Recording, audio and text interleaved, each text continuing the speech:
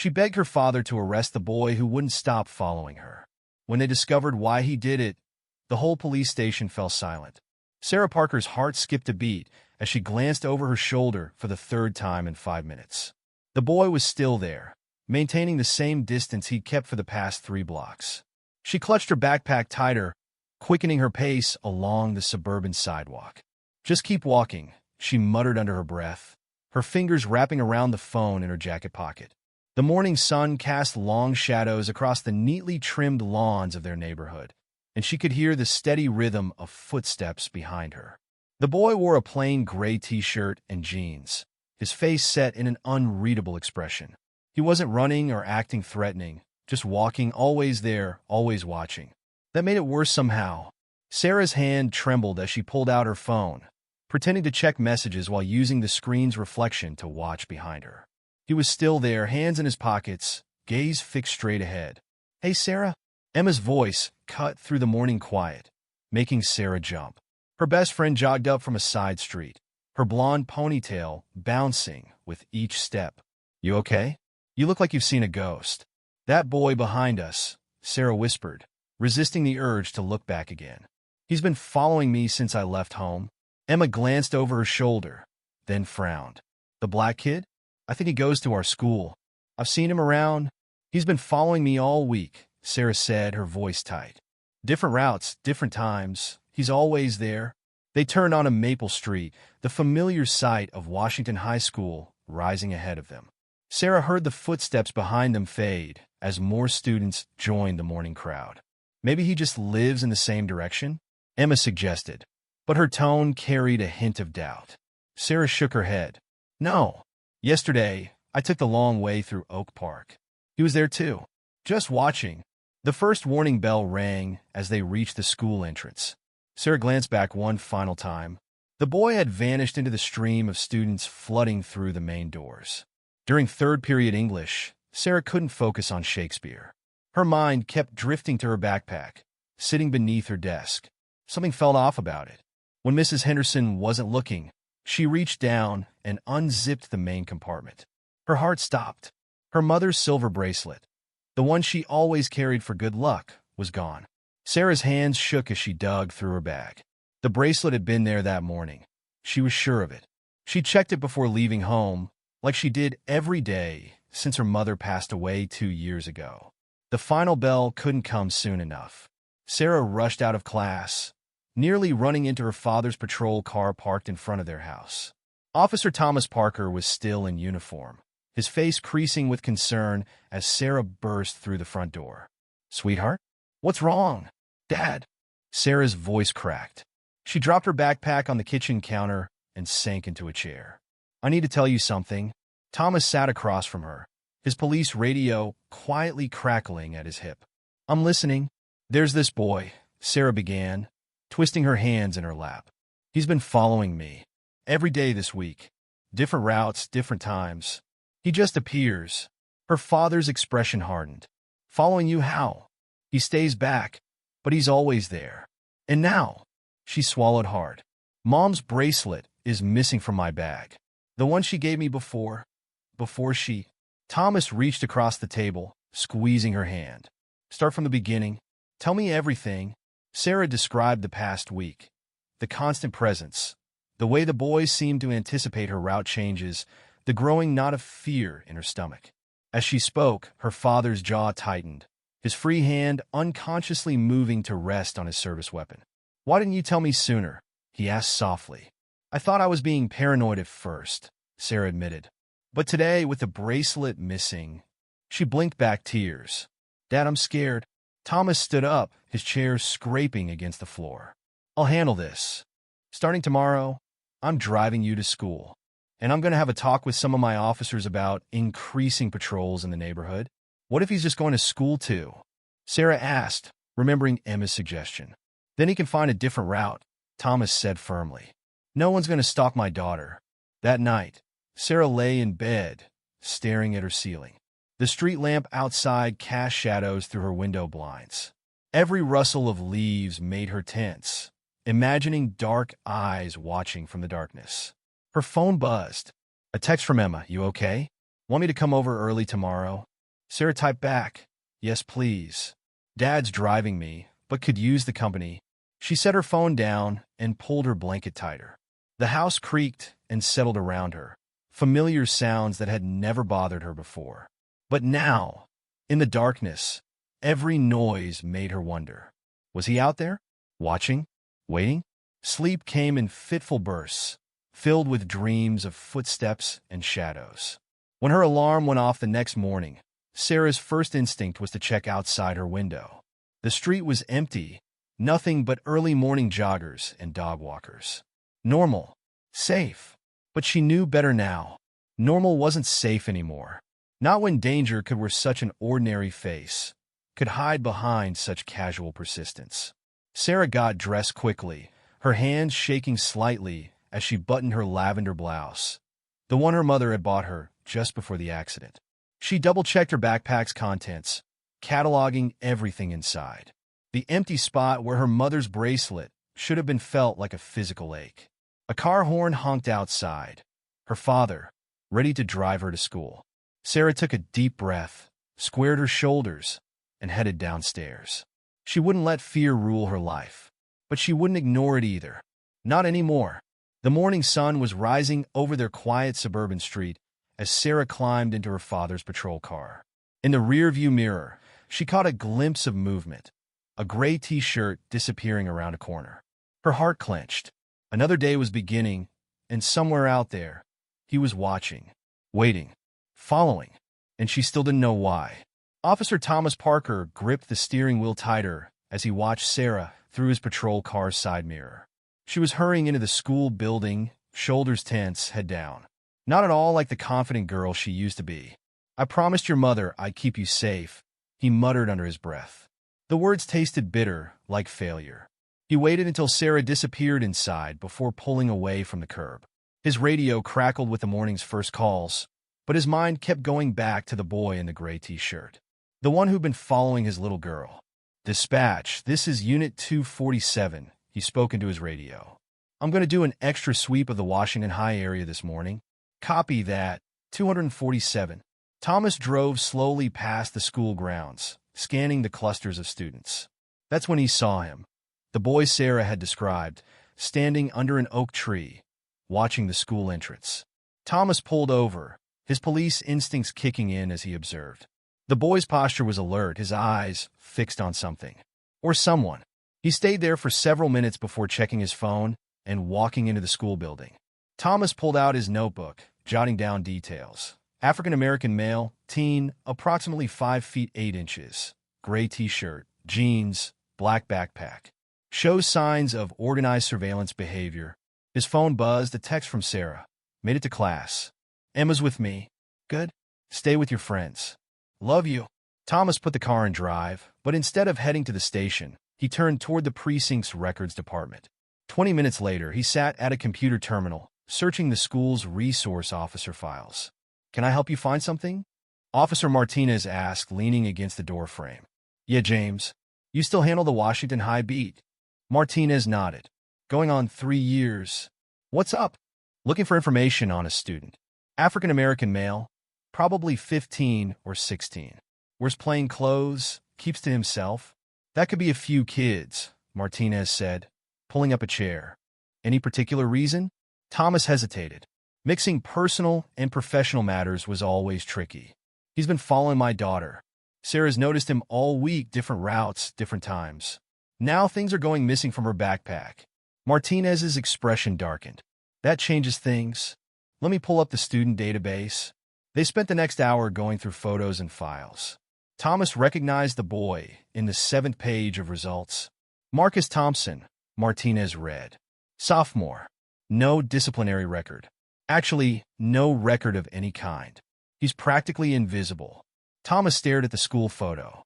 The same unreadable expression Sarah had described. What's his story? Lives with his mom in the Oak Street apartments. Dad's not in the picture. Decent grades, but no extracurriculars. Teachers say he's quiet. Keeps to himself.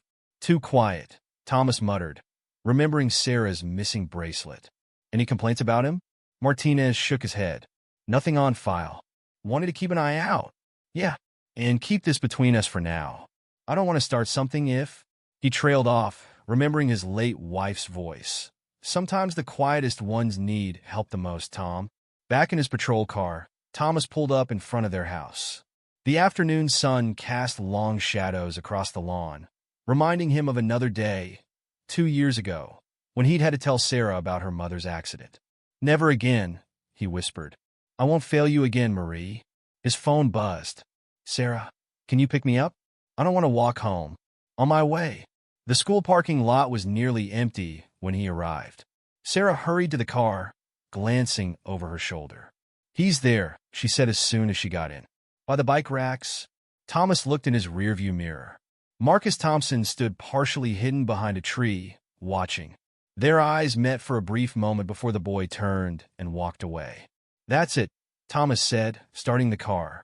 "We're having a family meeting tonight." Over dinner, Sarah pushed her pasta around her plate. "I changed my route 3 times today. He was there every time, Dad. It's like he knows." "Tell me about the missing items again." "First it was just small things, a hair tie, my chemistry notes. But now Mom's bracelet." Her voice cracked. "I always keep it in the front pocket. Always." Thomas reached across the table, squeezing her hand. "I'm going to fix this, sweetheart. I promise." "How?" Sarah looked up, tears in her eyes.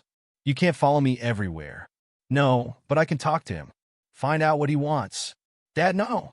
Sarah's fork clattered against her plate. "What if that makes it worse?" Thomas felt the weight of his badge in his pocket. "I'm not just going to sit back and watch my daughter live in fear. Tomorrow, I'm going to have a word with this Marcus Thompson. You know his name? I'm a cop, honey. Finding things out is what I do." That night, Thomas sat in his home office, staring at old photos. Marie smiled back at him from their favorite family picture, taken at Sarah's 13th birthday party. "What would you do?" he asked the photograph. "You were always better at reading people than me." His police radio hummed with routine calls. A domestic dispute on Elm Street. Teenagers smoking behind the mall. Normal small-town problems. But this felt different. Personal. His computer screen showed Marcus Thompson's school record. No red flags. No warning signs. Just a quiet kid who'd suddenly taken an intense interest in his daughter. Thomas rubbed his tired eyes. The clock read 1:30 a.m. A sound from outside made him freeze. Footsteps on gravel. He moved quietly to the window, pulling back the curtain just enough to see the street.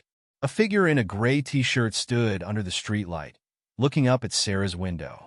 Thomas's hand moved to his hip, where his service weapon would normally be.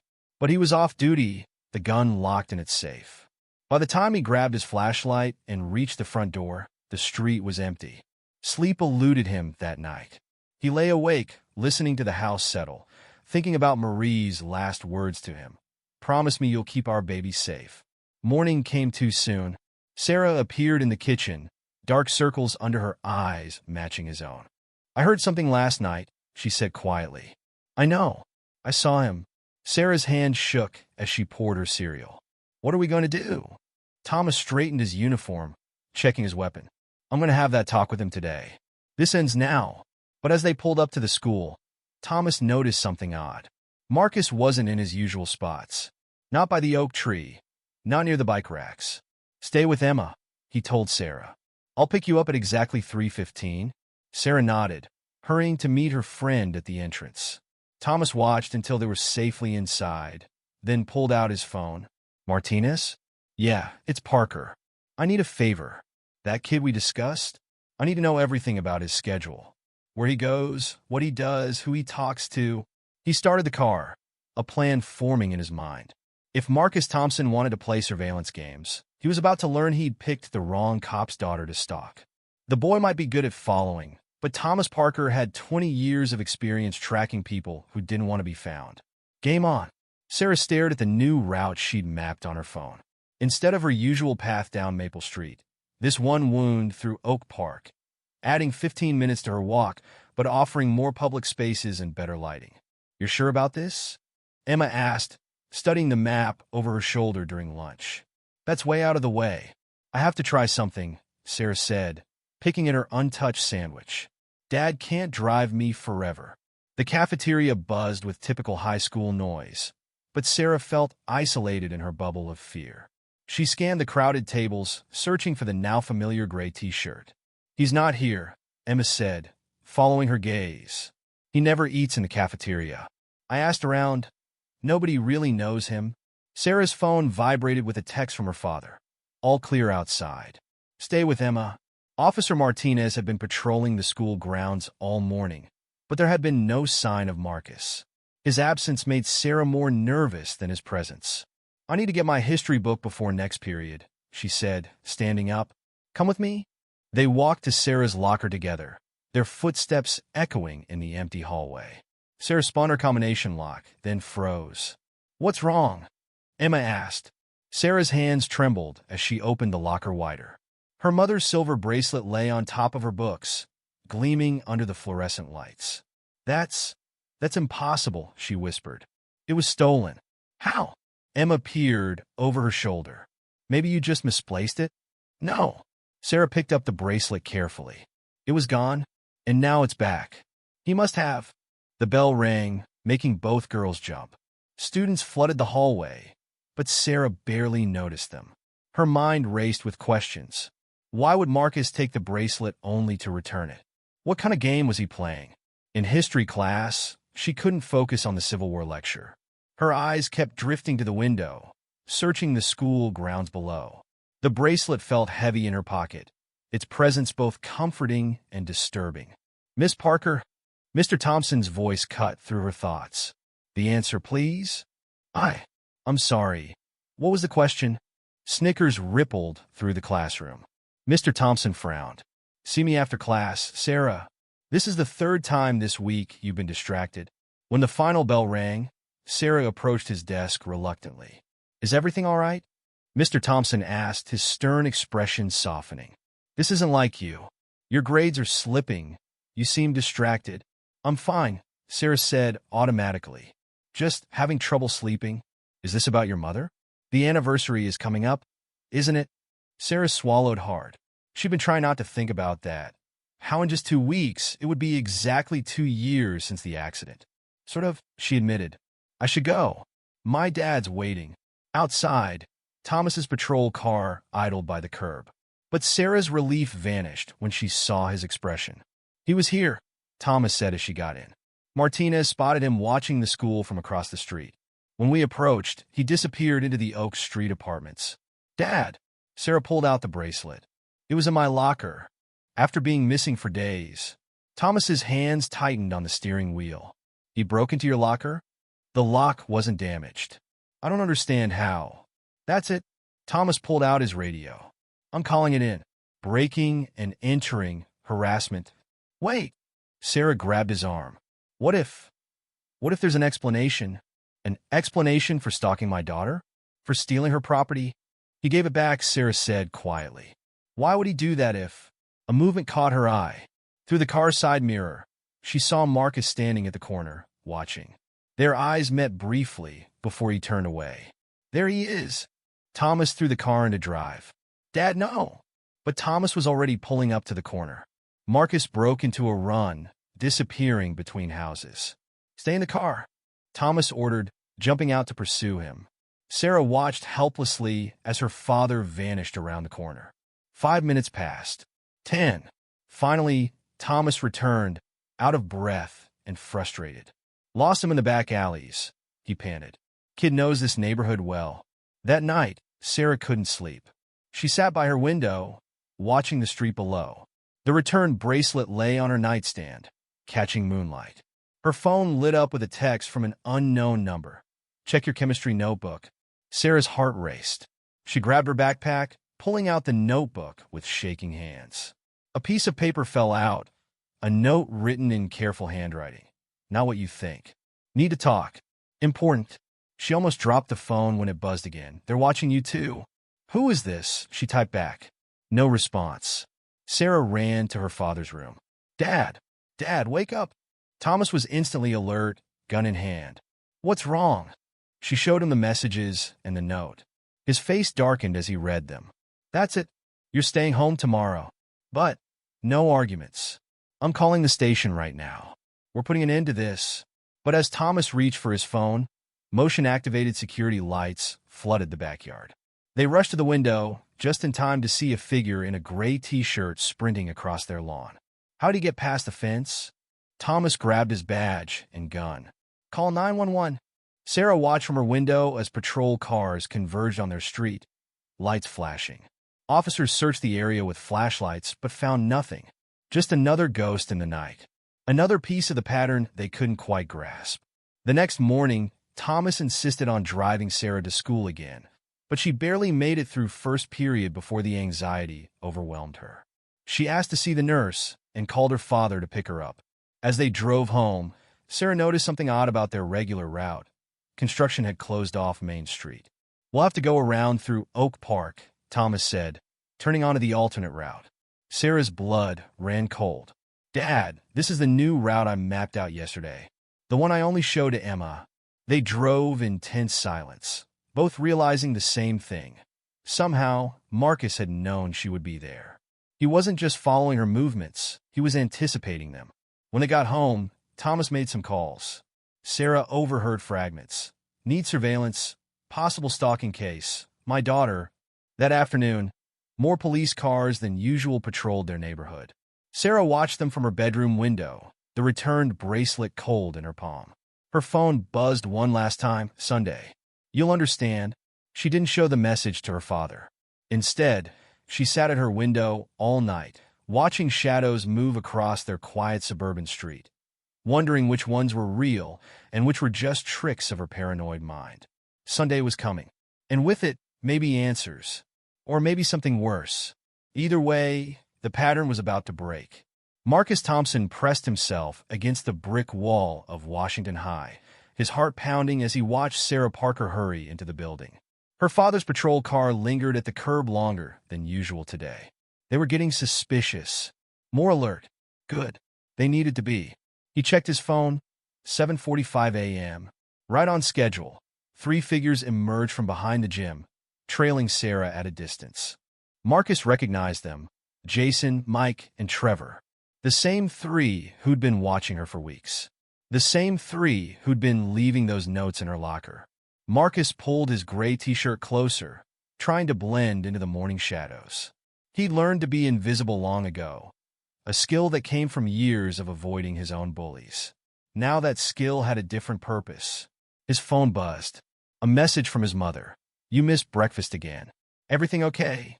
He typed back quickly, fine. Study group. The lies were piling up, but he couldn't tell her the truth. Not yet. Not until he was sure.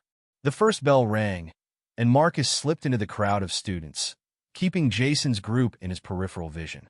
They'd gotten bolder lately, following Sarah home, learning her patterns, just like he was doing, but for very different reasons. In chemistry class, he sat 3 rows behind Sarah, watching as she nervously checked her backpack for the 5th time that period. The return bracelet was safely back in her possession. He'd had to time that perfectly, waiting until she was at lunch, using the janitor's keys he'd borrowed during his office aid period. Mr. Thompson?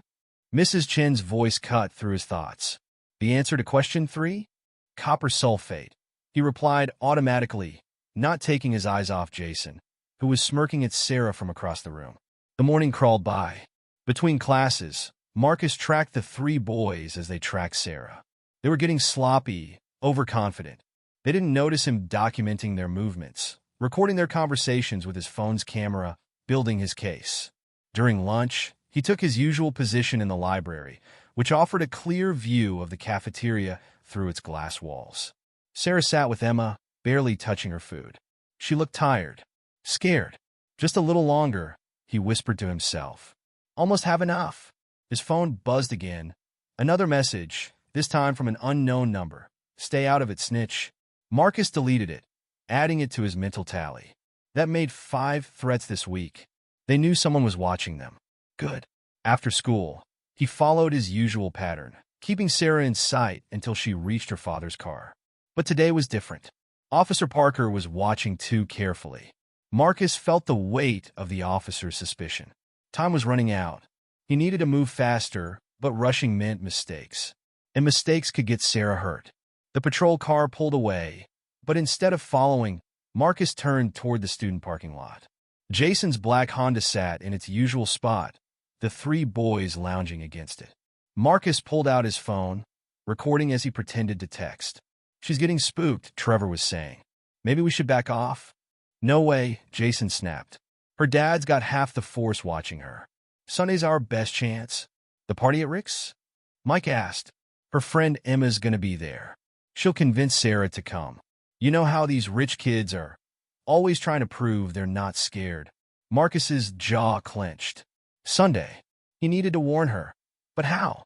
Direct contact would ruin everything he'd worked for. A shadow fell across him. "Can I help you?" Marcus looked up into Officer Martinez's face. The school resource officer's hand rested casually on his weapon. "Just waiting for a ride," Marcus said, sliding his phone into his pocket. "Funny. I've noticed you doing a lot of waiting lately." Marcus kept his face neutral, but his mind raced. How much did they know? "My mom works late," he said, the practice lie coming easily. "Sometimes I study here until she can pick me up." Martinez studied him for a long moment. "You know, if someone's giving you trouble, you can talk to me." The irony almost made Marcus laugh. "I'm good, sir." "Really? What about Sarah Parker? You giving her trouble?" There was the direct question. "No, sir. Not exactly a lie. Is she okay?" "You tell me. You seem to know her schedule pretty well." Marcus met the officer's gaze. "Just trying to get home, sir. Like everyone else." A car horn honked, his mother, right on time. Marcus nodded to Martinez and walked away, feeling the officer's eyes on his back. In the car, his mother frowned. "Everything okay? That officer seemed pretty interested in you." "Just checking on students hanging around after school," Marcus said, watching Jason's Honda pull out of the parking lot. "Normal stuff. Baby, you'd tell me if something was wrong, right?" Marcus thought about the videos on his phone, the documented threats, the plans he'd overheard. "Of course, Mom." That night, he sat at his computer, organizing the evidence. Videos, photos, recorded conversations. 2 weeks worth of surveillance. Not enough. Not yet. His phone buzzed with another threat. "Back off, or she gets worse than notes." Marcus added it to his folder. Each threat brought them closer to revealing themselves. Each message was another piece of evidence. But evidence wouldn't matter if they got to Sarah first. He pulled up the Messenger app, creating a new anonymous number through a secure service. "Check your chemistry notebook," he typed, then sent another. "They're watching you too." Risky but necessary. She needed to know she wasn't just being paranoid. Through his window, he could see the Parker house 3 blocks away. Police cars patrolled more frequently now. They thought they were protecting her from him. They were watching the wrong person. Sunday was coming. The party at Rick's house. The perfect opportunity for Jason and his friends to corner Sarah. Away from her father. Away from the police. Marcus checked his evidence folder again. Not enough to prove intent. Not enough to stop them. He needed more time. His mother's voice called from downstairs. "Marcus? Dinner's ready. Coming." He took one last look at the Parker house before heading down. Officer Parker's patrol car was pulling into the driveway. Sarah would be safe tonight at least. But Sunday was coming, and Marcus was running out of time. Sarah's scream pierced the Sunday morning quiet, sending Thomas Parker bolting up the stairs, gun drawn. "Sarah!" He burst into her room, finding her backed against the wall, phone clutched to her chest. "They're all here," she whispered, turning the screen toward him. "All the threats. Everything." Thomas took the phone, scrolling through dozens of anonymous messages, each one more menacing than the last. "Nice bracelet. Shame if something happened to it. Daddy can't watch you forever. Sunday's coming. Hope you're ready. Better stay home from Rick's party. Or don't. Your choice." These are all from last night. Thomas's police training kicked in, cataloging details. Sarah shook her head. "They've been coming for weeks." I thought they were from Marcus at first, but what?" His messages were different. Warning me. About them. Thomas sat heavily on Sarah's bed, the pieces clicking into place. "Why didn't you tell me about these earlier?" "I was scared," Sarah whispered. "And confused. Marcus kept following me, but then he'd do things like return Mom's bracelet. It didn't make sense." Thomas checked his watch. 9:47 a.m. Sunday morning. "The party at Rick's house," he said. "That's tonight?" Sarah nodded. "Emma's been begging me to go. Says I need to stop living in fear." "You're not going?" "Dad." This isn't a discussion. Thomas pulled out his phone, dialing the station. Rodriguez? Yeah, it's Parker. I need you to pull everything we have on Jason Carter, Trevor Mills, and Mike Patel. Sarah's eyes widened. How did you? Martinez has been watching them too. Seems our friend Marcus isn't the only one tracking your movements. Static crackled over the radio at Thomas's hip. Unit 247, we've got a disturbance at 1242 Oak Street. Possible breaking and entering. Thomas recognized the address. The Thompson residence. Sarah, stay here. Lock the doors. Call Emma's parents. Tell them about the threats. No one goes to that party tonight. He was halfway down the stairs when Sarah called after him. Dad, be careful. Marcus, he was trying to help. Thomas's jaw tightened as he climbed into his patrol car. The Sunday morning streets were quiet, almost empty. His lights flashed, but he kept the siren off. Years of experience telling him silence was better. The Thompson house was a small ranch-style home, its paint peeling in places. 3 figures in hoodies were running around the side as Thomas pulled up. Police! Stop right there! They scattered like rabbits. Thomas recognized Jason Carter's distinctive limp as the boy vaulted a fence. Unit 247 requesting backup. 3 suspects fleeing on foot, heading east on Oak. The front door opened. Marcus stood there, a split lip bleeding down his chin. You okay, son? Thomas approached carefully, noting the boy's defensive stance. Fine. They didn't get what they came for. And what was that? Marcus hesitated, then pulled out his phone. Everything I have on them. The evidence. Thomas heard sirens approaching. Let's talk inside. Marcus's mother arrived as backup units set up a perimeter. Her face went pale at the sight of her son's injuries. Marcus, what happened? Officer Parker. Why are you? Mrs. Thompson. Thomas cut in gently. We need to talk about what's been going on. All of it. Over the next hour, Marcus laid it out. The threatening notes, he'd seen them plant in Sarah's locker. The conversations he'd recorded. The escalating pattern of harassment. I couldn't just tell you, Marcus explained, holding an ice pack to his lip. They had to reveal themselves. Make a mistake. So you follow my daughter, Thomas said. Protected her? Marcus nodded. They were always watching her. Always planning. I had to do something. Why? Thomas asked. Why put yourself at risk for someone you barely know? Marcus looked away. 2 years ago at my old school, I watched someone get hurt. Bad. Because nobody stepped up. Nobody said anything. He met Thomas's eyes. I promised myself. Never again. Thomas's radio crackled. Unit 247. Suspects detained at Morton and Pine. Copy that. Thomas stood. Marcus, I need those recordings. All of them. Already sent them to my school email. And Sarah's. Thomas's phone buzzed. A text from Sarah. Dad, Emma says the party's still on. Jason's telling everyone he'll be there. They're not giving up, Marcus said, reading Thomas's expression. The party's their last chance. With everyone there, witnesses, they're banking on teenage drama, Thomas realized. Whatever they do, people will think it's just kids being kids. Mrs. Thompson touched her son's shoulder. Marcus, maybe we should. No, Mom. I have to finish this. Thomas looked between them, seeing the same determination he felt when protecting Sarah. Okay, he said finally, but we do this my way. By the book. His phone buzzed again. Sarah, Dad, I want to go. Thomas typed back. Absolutely not. They won't stop, Dad. Not until they get what they want. Marcus read the messages and nodded. She's right, but she won't be alone. Thomas felt the weight of his badge, remembering Marie's words about protecting their daughter. Sometimes protection meant letting them face the danger, but not alone. I'll need parents' consent forms, he said, and every available off-duty officer within 10 miles.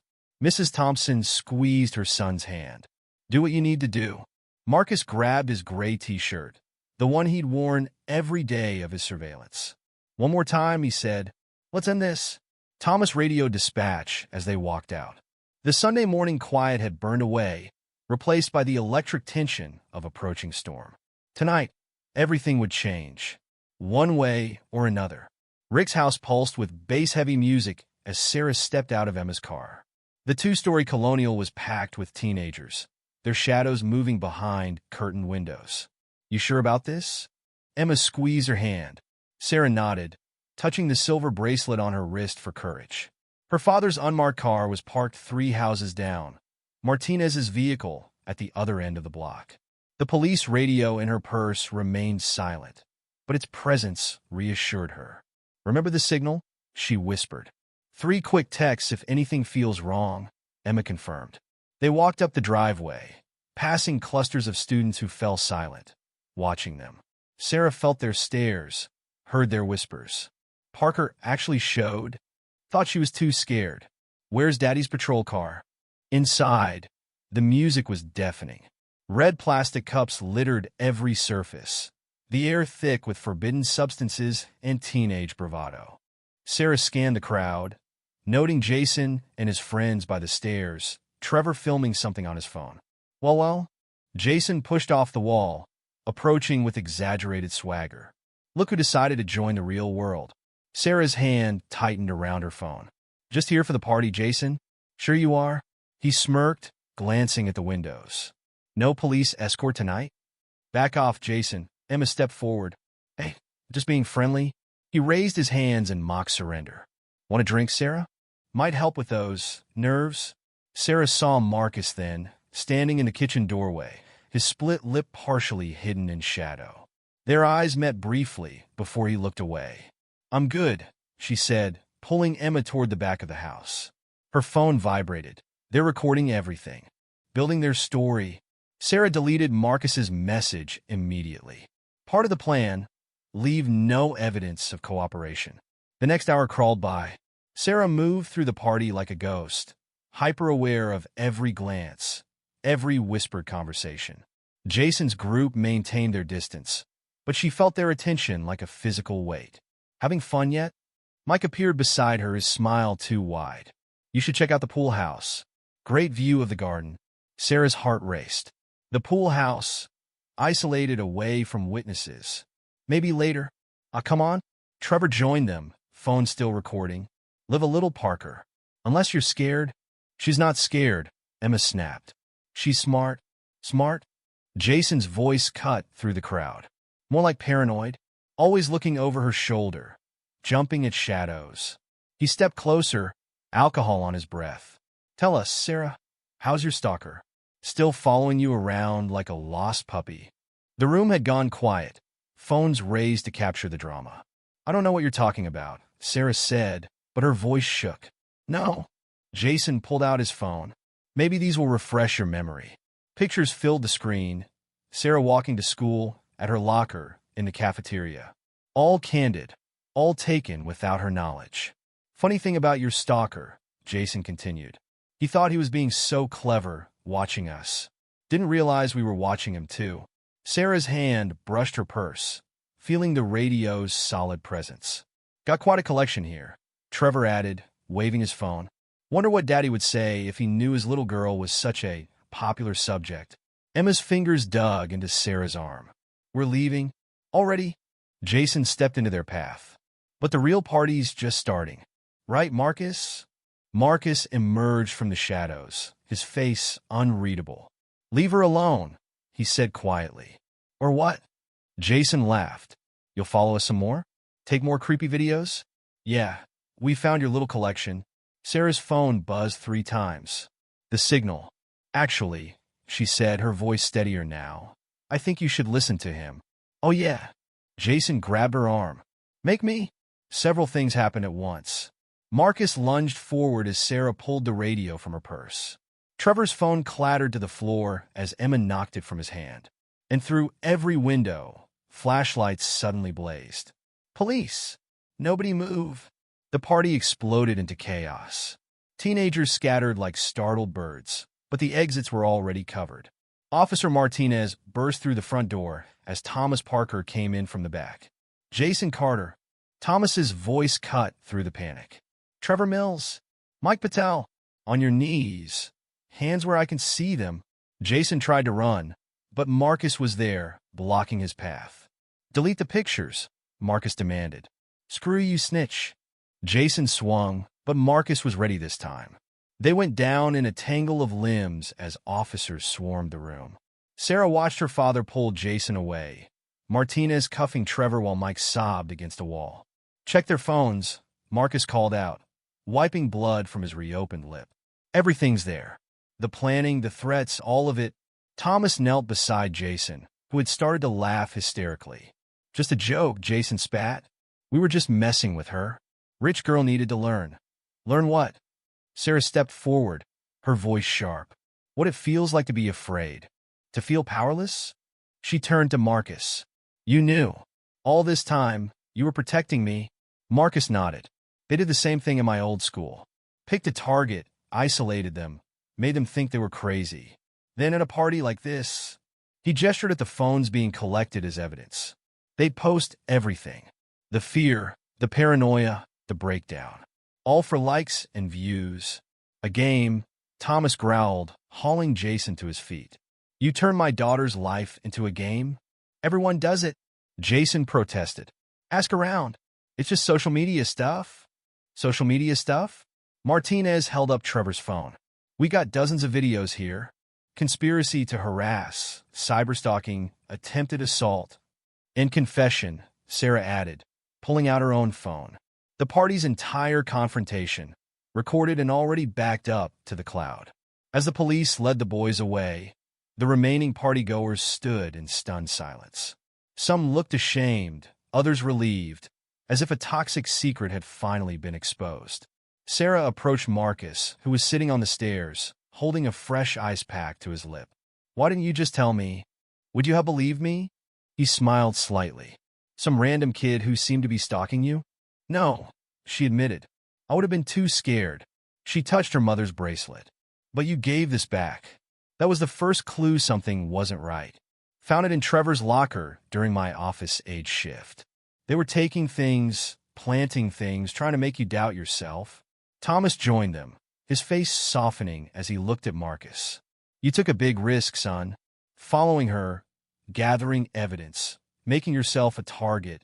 Better me than her," Marcus said simply. "I couldn't watch it happen again.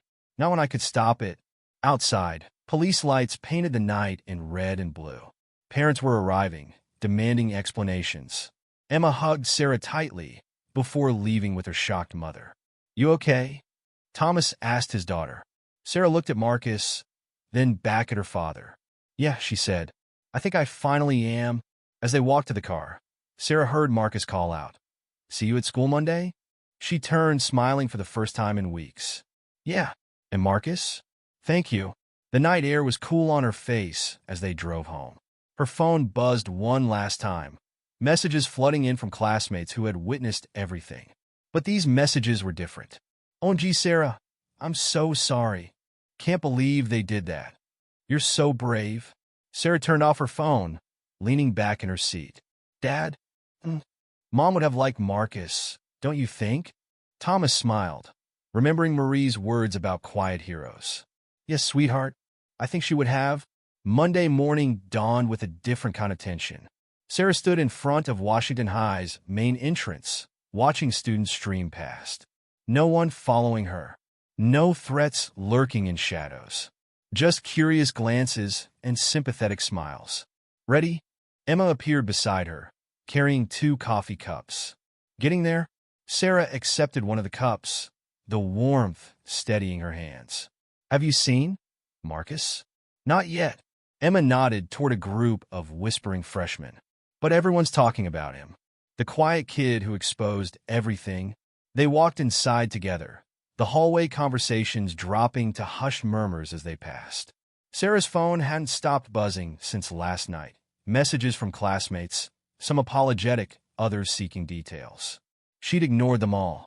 At her locker, a small crowd had gathered around the school's bulletin board. A new notice hung prominently. "Attention students. Mandatory assembly today regarding cyber harassment and social media safety. Attendance required." "Principal Stevens, great," Sarah muttered. "More attention. Miss Parker?" Officer Martinez approached, his face serious.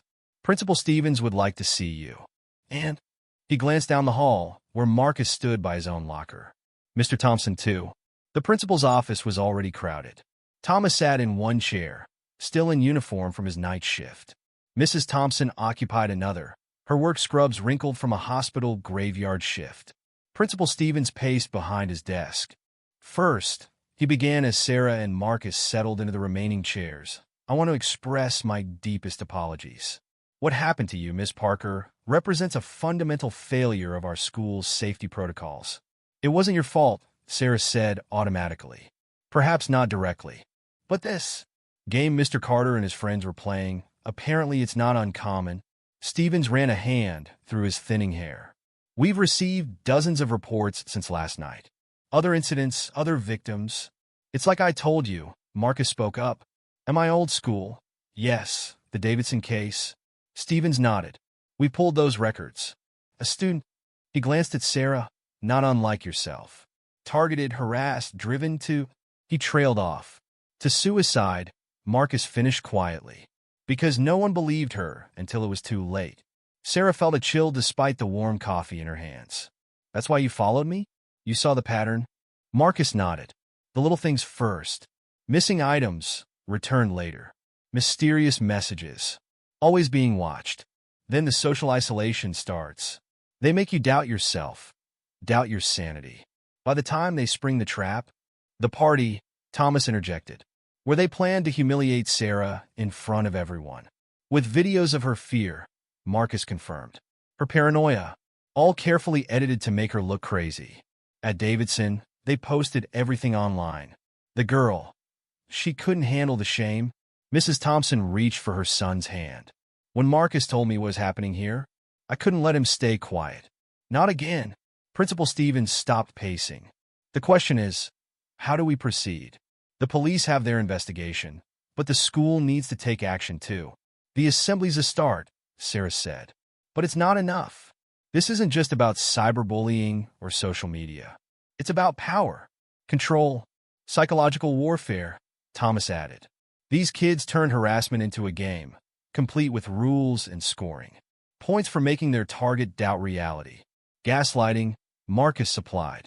That's what they called it at Davidson. A science experiment in breaking someone's spirit. Principal Stevens sank into his chair.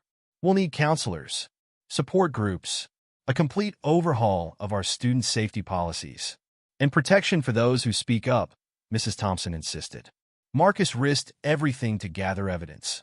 About that, Thomas turned to Marcus. The district attorney wants to talk to you. Your recordings, the documentation, it's going to be crucial for prosecution. Marcus straightened. I'll tell them everything. A knock interrupted them. Emma stood in the doorway, phone in hand. Sorry, but you need to see this. She held up her screen. A social media post was going viral through the school. The truth about last night. What really happened at Rick's. Link to full video below. Who posted it? Sarah demanded. Rick himself. He had security cameras. The whole confrontation, the police raid, everything. Principal Stevens grabbed his phone, quickly scanning the post. This changes things. The whole school will know by lunch. Good, Sarah said firmly. They all turned to her, surprised. No more hiding, she continued. No more shadows and whispers. Let them see what really happened. Let them understand. Marcus smiled slightly. No more victims. The bell rang, signaling first period. Principal Stevens stood. The assembly will begin in 30 minutes. Sarah, Marcus, would you be willing to speak? Share your story. Sarah looked at Marcus, seeing her own determination reflected in his eyes. Yes, they said together. As they filed out of the office, Sarah caught Marcus's arm. Thank you. Not just for stopping them, but for showing me I wasn't crazy. You never were, he said. You were strong enough to face it. I just helped you see that. Thomas watched them walk toward the auditorium, pride and relief mixing on his face. Marie would be proud, he murmured.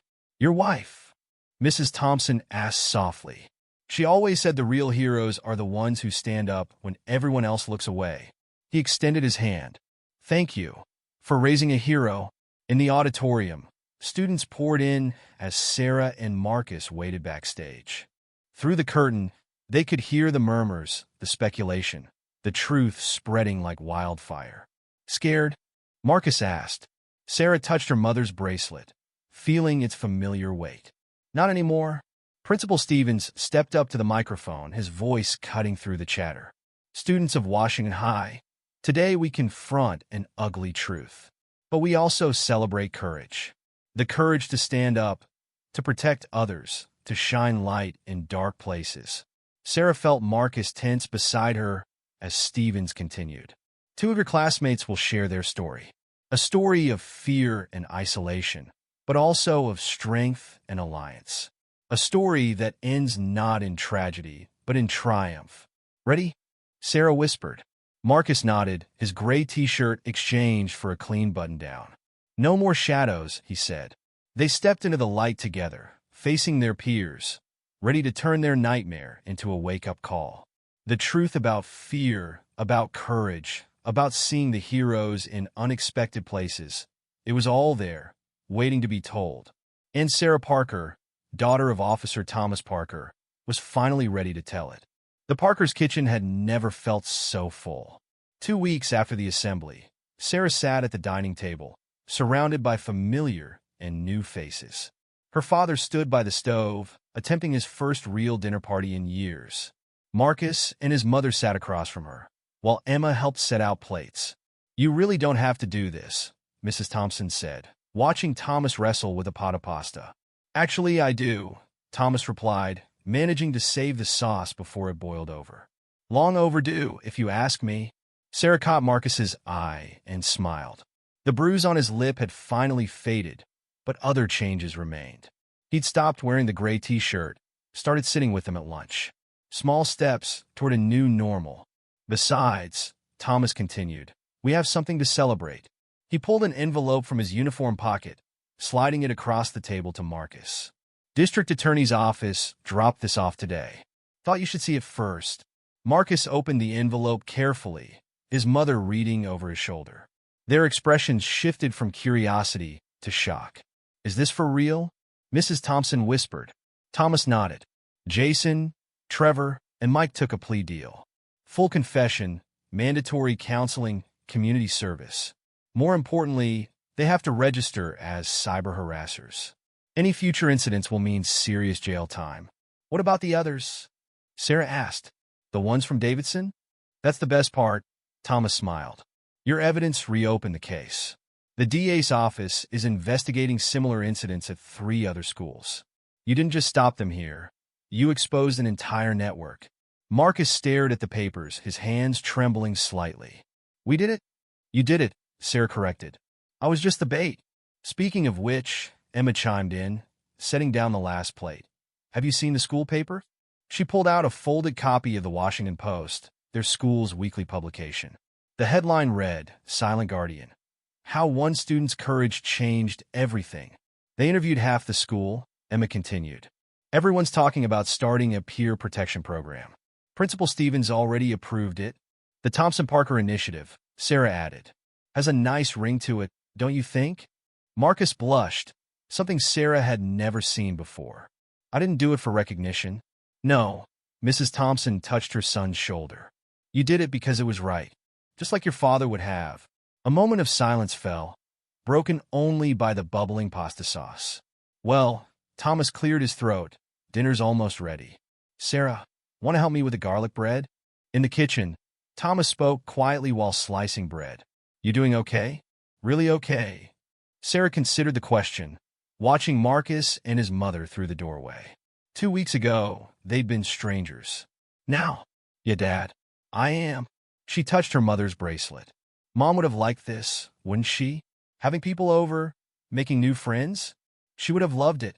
Thomas paused, knife hovering over the bread. You know, I've been thinking about what she always said, about seeing the good in unexpected places. Like a stalker who turns out to be a guardian angel? Thomas chuckled. Something like that. Marie had a way of seeing past appearances, past first impressions. Seems like you inherited that from her. The oven timer beeped, and they carried the food to the table. As they settled in to eat, Sarah noticed how natural it felt. This unlikely gathering of people brought together by crisis, now sharing pasta and conversation. Oh! Emma suddenly sat up straighter. Did you tell him about the article? What article? Mrs. Thompson asked. Sarah pulled out her phone, finding the local news website.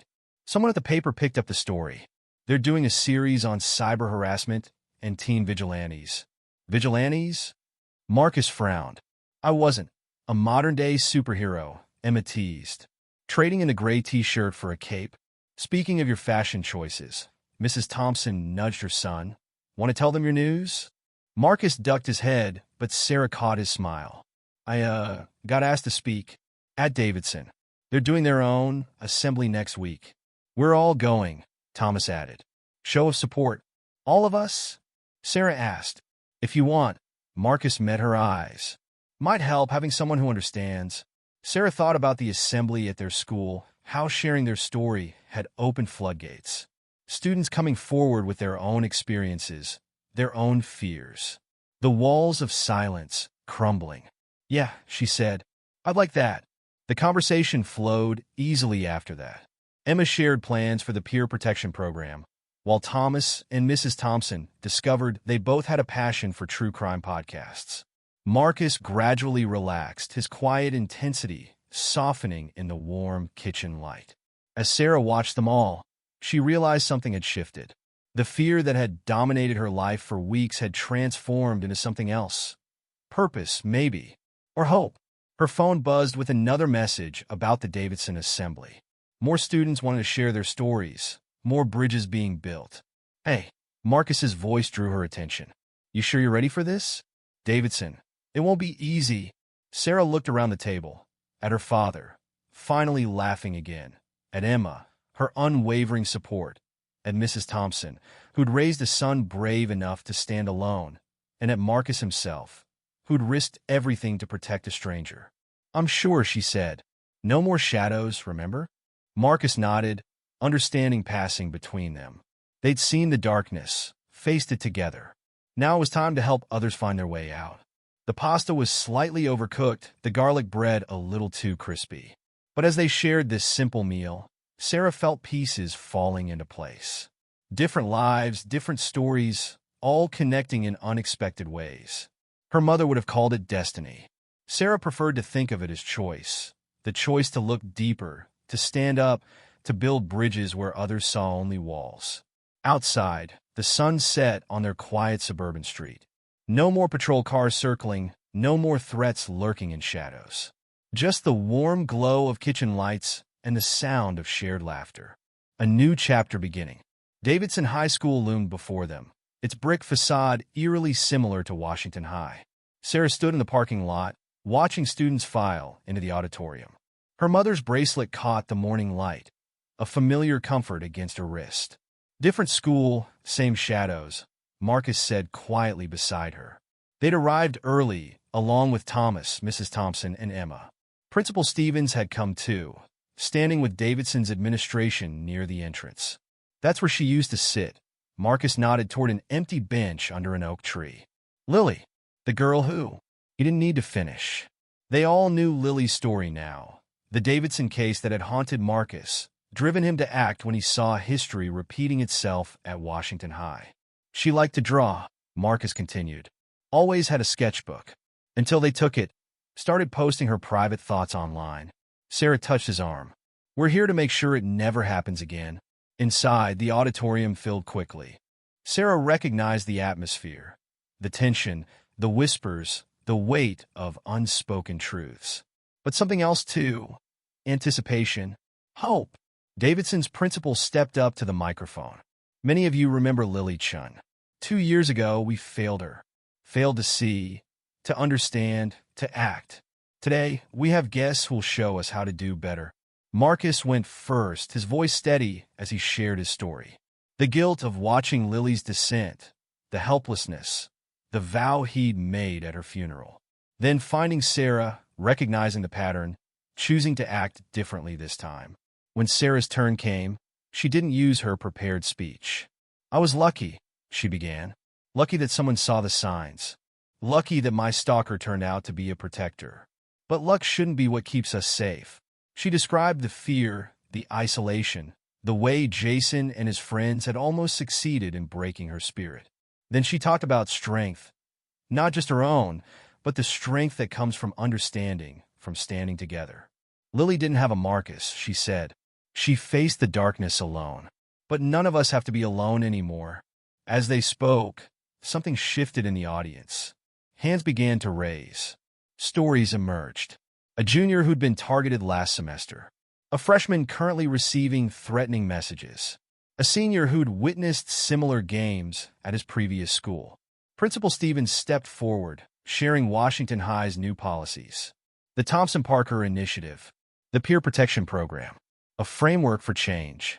During a break, Sarah noticed a girl sitting alone in the back row, hunched over her phone. The posture was painfully familiar. "Go," Marcus whispered.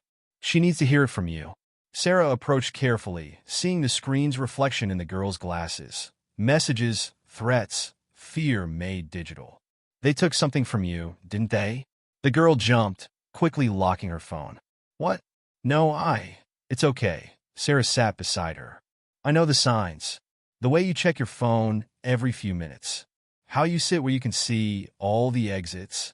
Tears welled in the girl's eyes. "My journal. They found my private journal. Have you told anyone? They said they'd post everything online. All my secrets." Her voice cracked. "Everyone would know." Sarah pulled out her own phone, showing the girl the viral video from Rick's party. "See that boy in the gray shirt? He taught me something important. Secrets lose their power in the light." By the time the assembly resumed, the girl, Jenny, was sitting with them in the front row. Her phone lay silent in her bag, its power stripped away by simple understanding. She wasn't alone. Thomas watched from the wings, pride evident in his face. Mrs. Thompson dabbed at her eyes as more students came forward. More stories emerged. "This is just the beginning," Principal Stevens told them during lunch. "Other schools are asking about your program. The DA's office wants to use your case as a template for prosecution." "What about the Davidson case?" Marcus asked. "The original perpetrators?" "Under investigation," Thomas confirmed. "Your evidence created a domino effect. Similar cases are being reopened across 3 states. Emma, who'd been unusually quiet, suddenly grabbed Sarah's arm. "Look." A group of students had gathered around Jenny, their body language protective rather than threatening. One girl hugged her. Another showed her something on a phone that made her smile. "The Thompson Parker effect," Emma declared. "Turning victims into survivors, survivors into protectors." As the day wound down, Sarah found herself back in the parking lot, watching the sun set behind Davidson High. Marcus joined her, his familiar presence no longer causing anxiety. "Thank you," he said suddenly. "For what?" "You saved me, remember?" "No." He shook his head. "You saved yourself. I just showed you how. But today you helped me save Lily. A little late, but not too late for Jenny," Sarah finished. "Or the others?" They looked back at the school where students still lingered, sharing stories, building connections. Thomas and Mrs. Thompson chatted with the principals while Emma exchanged contacts with Davidson's student council. "No more shadows," Marcus said softly. "No," Sarah agreed, touching her mother's bracelet one last time. "Only light." The drive home was quiet, each lost in their own thoughts. But it was a comfortable silence, filled with the weight of what they'd accomplished and the promise of what was to come. Sarah's phone buzzed, a message from Jenny. "Thank you for everything." Attached was a photo of her journal, its pages open in the school library. No more hiding, no more fear. As they pulled into their driveway, Thomas cleared his throat. "Your mother would be proud, you know. Both of you." Sarah looked at Marcus, remembering the boy who'd followed her in a gray t-shirt, carrying the weight of Lily's memory and the determination to prevent history from repeating. "We're not finished," she said. "There are more schools, more stories, more bridges to build," Marcus added. Emma, who'd been scrolling through her phone, grinned. "Well, you better rest up then. 3 more schools already want you to speak. The Thompson Parker Initiative is going viral." Mrs. Thompson squeezed her son's hand. Lily would be proud too. Inside, Sarah hung up her coat and caught her reflection in the hallway mirror. The fear was gone from her eyes, replaced by something stronger. Not just survival, but purpose. Her phone buzzed again. Another student reaching out, another story waiting to be heard. "Ready?" Marcus asked from the doorway. Sarah smiled, knowing he meant more than just the next assembly or the next school. Ready to face the shadows, to build more bridges, to keep fighting until every student knew they weren't alone. "Ready?" she said, and she was. They all were. Because sometimes the darkest shadows reveal the brightest lights. Sometimes stalkers become guardians. And sometimes, if you're brave enough to face your fears, you find not just safety, but purpose. Beyond the shadows, a new story was beginning. And this time, everyone would be heard.